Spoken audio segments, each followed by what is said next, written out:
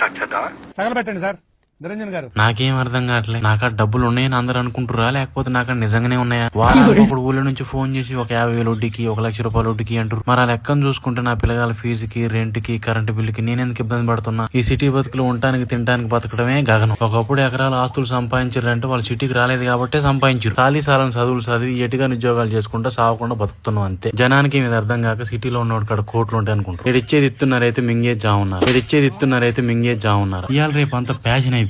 ఇదేం ప్యాషన్ మరి? పిల్లనిచ్చేటప్పుడు పిల్లగాడు సిటీలో ఉంటేనే పిల్లనిస్తారంట. పుస్తక కట్టడం ఒకటే ఊళ్ళే. ఎవరిని యొక్క పదార్థుల పండగ కాకముందు బ్యాగ్